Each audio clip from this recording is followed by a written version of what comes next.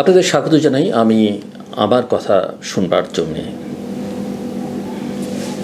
ধরেন যখন আমরা আওয়ামী লীগের বিরুদ্ধে বলি বা কখনো কখনো বিএনপির বিরুদ্ধে বলি, সবাই আমাদেরকে ট্রল করেন। একটু মতের বাইরে গেলেই অনেকেই পছন্দ করেন না, সমালোচনা করেন। এটা এক ধরনের মাত্রার মধ্যে, এক ধরনের রুচির মধ্যে, একটা সীমার মধ্যে কখনো কখনো ছিল। সীমা যে আওয়ামী লীগ বিএনপির সমর্থকরা কেউ কখনো অতিক্রম করেননি সেটা বলা যাবে না, আবার মাত্রারও যে পার্থক্য নেই আওয়ামী লীগ বা বিএনপির মধ্যে সেটাও বলা যাবে না। কিন্তু ইদানিংকালে কতিপয় দল, ব্যক্তি বা রাজনৈতিক নেতার বিরুদ্ধে কথা বললে তাদের সমর্থক গোষ্ঠী যে ভাষায় ট্রল করেন, এবং তারাও ওই আওয়ামী স্টাইলে অনেক বট অ্যাকাউন্ট করেছেন, এআই জেনারেটেড অ্যাকাউন্ট করেছেন, যা খুশি তাই তারা বলেন। আমরা ধরেই নিয়েছি এটা স্বাভাবিক। কিন্তু ধরেন যখন আমি জামাতের বিরুদ্ধে কথা বলি এবং জামাতের সমালোচনা করি, তার বিরুদ্ধে বা পক্ষে বলার কোনো রাজনৈতিক দলের আমার কোনো কারণ নেই, আমি কোনো রাজনৈতিক দলের সঙ্গে সম্পৃক্ত নই এবং কোনো রাজনৈতিক অভিলাষ আমার নেই। একজন রাজনৈতিক বিশ্লেষক হিসেবে, সাংবাদিক হিসেবে আমার যেটা কাজ আমি সেটা করি। তখন জামাত খুব উঠে পড়ে লাগে। ইদানিং তো তাদের স্লোগান হচ্ছে দুর্নীতি করবো না, দুর্নীতি করতে দিব না, চাঁদাবাজি করবো না, চাঁদাবাজদের শায়েস্তা করব, এরকম কথাবার্তা শুনতে ভালো লাগে। কিন্তু যখন পত্রিকার পাতায় দেখি একটা জেলায় চাঁদাবাজদের তালিকায় জামাতের অনেক নেতাকর্মী নাম, তখন হতাশ হতে হয়। সাম্প্রতিককালে ঢাকার বাইরে গিয়েও বিভিন্ন রাজনৈতিক দলের নেতাদের নামে চাঁদাবাজি, দুর্নীতির অভিযোগ আমরা শুনি। জামাতের নাম যে শুনি না তার মধ্যে কথা কিন্তু বলা যাচ্ছে না। আবার ধরেন এনসিপিকে নিয়ে যখন কথা বলি, সবাই খুব বহু মাস ধরে এনসিপি প্রতিষ্ঠার পর থেকেই বা এই বৈষম্য বিরোধী ছাত্র আন্দোলন যখন সরকারের সঙ্গে যুক্ত হয়ে নানা রকমের অনিয়ম অপকর্মের সঙ্গে যুক্ত হয়ে পড়লো তাদের অনেকে, সেটা নিয়ে যখন আমরা কথা বলেছি প্রচুর ট্রল করা হয়েছে আমাকে এবং অনেক। কিন্তু উমামা ফাতেমা যখন বলেন জুলাইকে মানি মেকিং মেশিনে পরিণত করা হয়েছে, তখন উমামাকে হয়তো ট্রল করা হচ্ছে বা করবেন, কিন্তু অস্বীকার করবার কোনো সুযোগ আছে যে আমাদের কথার মধ্যে ম্যাটেরিয়াল ছিল না বা আমরা অযৌক্তিক অন্যায় কথা বলেছি। বাদ দেন না উমামার কথা, উমামার তো কোনো সরকারি পজিশন নেই, এখনও সরকারি দায়িত্বে আছেন, উপদেষ্টা হিসেবে আছেন মাহফুজ আলম। 1-2 দিন আগেই হয়তো আপনারা লক্ষ্য করেছেন একটি পত্রিকায় তার বিদেশে তার ভাইয়ের অ্যাকাউন্টে টাকা আছে, এরকম সামাজিক যোগাযোগ মাধ্যমে আমি দেখেছি বা শুনেছি। আমি নিজে ঠিক খেয়াল করিনি, বাট শুনেছি। তিনি তদবির করেছেন, তিনি কীভাবে টাকা তৈরি করেছেন সে কথা মাহফুজ সেটা নিয়ে একটা স্ট্যাটাস দিয়েছেন সোশ্যাল মিডিয়াতে, একটু লম্বা, আমি পুরোটা পড়তেও চাই না। সেখানে তিনি যে তদবির করেননি এবং তার কাছে তদবির এসেছিল এবং সেটাকে তিনি কীভাবে নাকচ করেছেন এবং তার ফলে একটা গ্রুপ বা গোষ্ঠী তার বিরুদ্ধে লেগেছে, সেটাই তিনি বোঝাবার চেষ্টা করছেন যে তার বিরুদ্ধে যে প্রচারণা সেটা ওই গোষ্ঠীটা করছে। এরা কারা আমি কথা না বলি। মাহফুজ অবশ্যই এই স্ট্যাটাসটা দিয়ে, গভীর রাতে দেয় স্ট্যাটাস, সেটা আবার পরে সরিয়েও ফেলেছেন আমি যতদূর শুনেছি। তো উনি লিখছেন, আজকাল অনেকে লেজ কাটা যাচ্ছে বলে আমার বিরুদ্ধে লেগেছেন। নতুন একটি দলের কয়েকজন মহারথী এতে জড়িত। নতুন দল কারা বুঝতে কারো বাকি থাকবার কথা নয়, সবই প্রকাশ পাবে। একটা সার্কেলে প্রায় সবাই দুর্নীতিগ্রস্ত, কিন্তু একজন কোনো টাকা ধরছেন না, এটা কাজ সহ্য হবে। সার্কেলটা নিয়েও আমার মনে হয় কোনো ধোঁয়াশা এখন আর নেই, তিনি তা কাদেরকে পিন করছেন যেহেতু, আর তিনি বোঝাতে চাইছেন তিনি যেহেতু টাকাটা ধরছেন না, কাজে অন্যরা সেটা কেন সহ্য করবে। পুনশ্চ লিখে তিনি লিখছেন, আমার নিকৃষ্ট শত্রুও গত 12 মাসে আমার বিরুদ্ধে সব অভিযোগ করলো, দুর্নীতি বা আর্থিক অসঙ্গতির অভিযোগ করেনি। একটি নতুন দলের মহারথীদের অনেকের অসুবিধা হচ্ছে তাতে। রাষ্ট্রের দায়িত্ব পবিত্র আমানত, 1000 কোটি টাকার চাইতে ইজ্জত এবং রাষ্ট্রের আমানত আমাদের জন্য গুরুত্বপূর্ণ। মাহফুজকে হয়তো ট্রল করেন, কিন্তু মাহফুজ উমামারা যখন এই কথা বলে এবং তীরটা যখন এনসিপির দিকে বা বৈষম্য বিরোধী ছাত্র আন্দোলনের সেই সামনের সারির কয়েকজন নেতার বিরুদ্ধে এবং যাদের কেউ উপদেষ্টা পরিষদে আছেন, তখন আমাদের কথা কি উড়িয়ে দেবার কোনো সুযোগ আছে? একেবারেই নেই। সো একটা বছর পেরিয়ে গেছে। 2024 সালে সেই রক্তাক্ত জুলাই আগস্টের অভ্যুত্থানের পর বাংলাদেশ যেন এক নতুন পথে যাত্রা শুরু করেছিল, অন্তত সেদিকেই ইঙ্গিত করেছিল জনতার বিক্ষোভ, প্রশাসনিক ভাঙন, ছাত্র জনতার জয়গান, আর অবশেষে ক্ষমতার পালাবদল। অনেকেই ভেবেছিলেন যে দীর্ঘ দমন পীড়নের অবসান হলো, দুর্নীতিগ্রস্ত সরকার পতনের মধ্য দিয়ে এবার হয়তো একটা সুস্থ রাজনীতি গড়ে উঠবে। কিন্তু এক বছরের মাথায় এসে প্রশ্নটা দাঁড়াচ্ছে, কি পেলাম আমরা? কত দূর এলাম? ভেঙে পড়া একটা শাসন ব্যবস্থা 2024 সালের জুলাই ছিল কোনো সাধারণ সময় নয়। ছাত্র সমাজ, পেশাজীবী, সাধারণ নাগরিক, এমনকি রাষ্ট্রের একাংশ সবাই যেন এক অদৃশ্য সংবেদনশীলতার বাঁধনে এক হয়ে গিয়েছিল।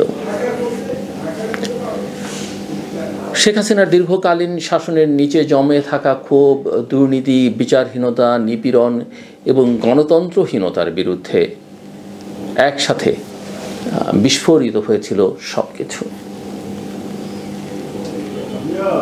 রাষ্ট্রপতি প্রায় গৃহবন্দী, প্রধানমন্ত্রীর প্রস্থান, প্রশাসনিক স্তম্ভগুলো ন্যূনতম নির্দেশনায় ছিন্ন ভিন্ন হয়ে পড়েছিল। এই ভাঙনের মধ্যে অন্তর্বর্তী সরকার গঠনের সিদ্ধান্ত যেন কিছুটা স্বস্তি নিয়ে এসেছিল। ডক্টর মোহাম্মদ ইউনূসের নেতৃত্বে একটি স্বতন্ত্র, নিরপেক্ষ এবং অস্থায়ী শাসন ব্যবস্থা গঠনের যে আশা দেখানো হয়েছিল, তা প্রথম দিকে জনগণের একাংশের মধ্যে আশার সঞ্চার করেছিল। কিন্তু সেই আশার বাস্তব রূপ কেমন ছিল তা নিয়ে আজ অনেক প্রশ্ন।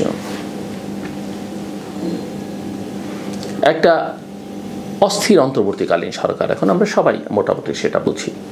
গত এক বছরে ডক্টর ইউনূসের অন্তর্বর্তী সরকার একদিকে যেমন সংস্কারের কথা বলেছে, অন্যদিকে নির্বাচনের সময়সূচি নিয়ে অনিশ্চয়তা তৈরি করেছে। রাজনৈতিক দলগুলোর সঙ্গে সংলাপ, জাতীয় ঐক্য কমিশনের উদ্যোগ, প্রশাসনিক সংস্কারের ইঙ্গিত সবই শোনা গেছে, কিন্তু বাস্তব অগ্রগতি ছিল সীমিত। এই সরকারের উপর রাজনৈতিক চাপ যেমন এসেছে বিএনপি, এনসিপি, জামায়াত সহ নানা দলের দিক থেকে, তেমনি রাষ্ট্রের অভ্যন্তরীণ অংশ, নিরাপত্তা বাহিনী, আমলাতন্ত্র এবং বিচার নিয়ে বিভাগ থেকে এসছে স্পষ্ট বার্তা। আর কতদিন এই অনির্দিষ্টতা চলবে? বিশেষত সংস্কার না করে নির্বাচন দিলে সেটি পুরনো ব্যবস্থাকে টিকিয়ে রাখার মতো হবে, আবার নির্বাচন না দিলে সরকারের বৈধতা প্রশ্নবিদ্ধ হয়। এই দ্বৈত সংকটে পড়েছে অন্তর্বর্তী সরকার। এখন আমরা দেখছি যে রাজনৈতিক বিভাজন এবং বিকল্প সংকট। জুলাই অভ্যুত্থান এমন এক ঐক্য সৃষ্টি করেছিল যেটা বিরল। ছাত্র আন্দোলন, বিএনপি, বামপন্থী দল, এমনকি ইসলামী দলগুলো সবার মধ্যে এক ধরনের অঘোষিত ঐক্য কাজ করছিল। কিন্তু সরকার গঠনের পরপরই এই ঐক্য ভেঙে যায়। বিএনপি তাদের পুরনো কৌশলে ফিরে যায়, এনসিপি অভ্যন্তরীণ দ্বন্দ্বে জর্জরিত, ছাত্রনেতারা একে অপরকে দোষারোপ করতে ব্যস্ত, যার খানিকটা উদাহরণ আমি শুরুতেই দিয়েছি। তারা কেউ কেউ সংস্কার চায়, কেউ দ্রুত নির্বাচন চায়, কেউ আবার চায় পুরনো শত্রুদের নিষিদ্ধ করা হোক। এদিকে আওয়ামী লীগের নিষিদ্ধ হওয়া বা রাজনৈতিক অকার্যকর হয়ে পড়া নতুন বিতর্কের জন্ম দিয়েছে। এটা যেমন আওয়ামী লীগের একাংশকে চরমপন্থার দিকে ঠেলে দিচ্ছে, তেমনি এটি রাজনৈতিক দলকে পুরোপুরি নিষিদ্ধ করে রাখার অভিপ্রায় গণতান্ত্রিক ব্যবস্থার জন্য আশঙ্কাজনক। আসুন আমরা একটু আইনের শাসন এবং নাগরিক অধিকারের বিষয়টি আলোচনা করি। অন্তর্বর্তী সরকারের অন্যতম একটা অঙ্গীকার ছিল আইনের শাসন নিশ্চিত করা, কিন্তু এই ক্ষেত্রে খুব একটা অগ্রগতি নেই। বিচার বিভাগের সংস্কার, পুলিশ বাহিনীর জবাবদিহিতা, আমলাতান্ত্রিক স্বচ্ছতা সবই এখনও কাগজে কলমে সীমাবদ্ধ।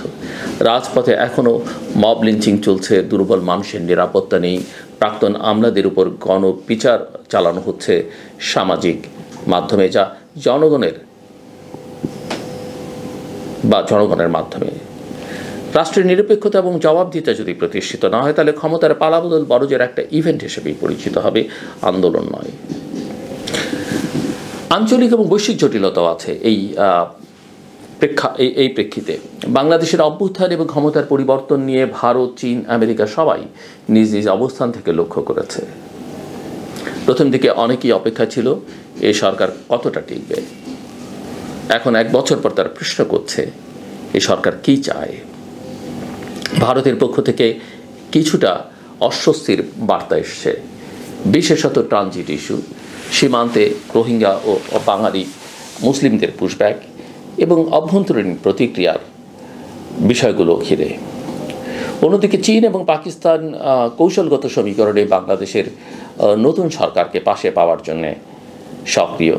পশ্চিমা রাষ্ট্রগুলো তাদের কূটনৈতিক ভাষায় নির্বাচনের পূর্বশর্ত আর সংস্কারের গতি নিয়ে উদ্বেগ জানাচ্ছে।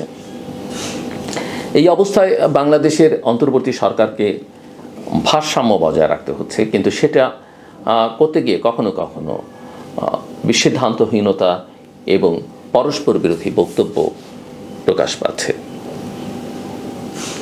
এখন আমরা বলতে আমি জনগণের কথা বোঝাচ্ছি, কোথায় দাঁড়িয়ে।